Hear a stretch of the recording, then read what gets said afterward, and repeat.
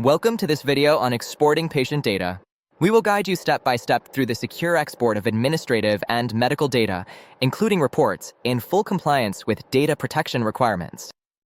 The data, patients, and doctors presented in this video are entirely fictional.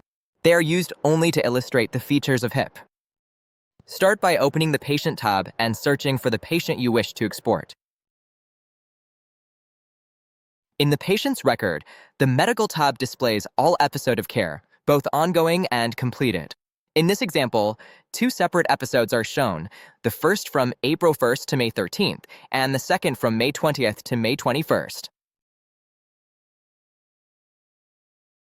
In the top right corner, select Export Data. Be sure to set a date range that includes all relevant episodes. For example, if the end date is set to May 16th, only the first episode will be exported.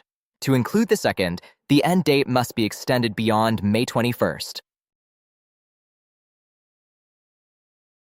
Depending on your needs, the export may include information from Caisse, prescribed medications, as well as the patient's administrative data. You will then need to set a personal password to protect the generated file.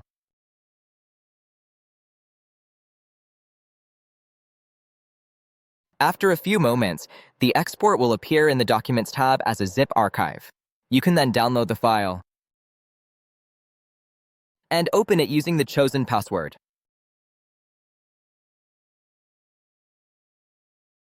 The download contains 2 items, a PDF file with the administrative data and Caisse content,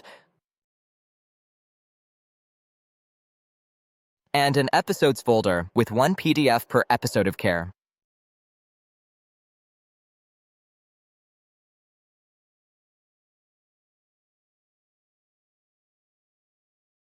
To learn more about the difference between an episode and an encounter, we invite you to watch video number 5. We hope this tutorial will be helpful and make it easier for you to use the patient data export functions in HIP. Thank you for your attention, and see you soon in our next video.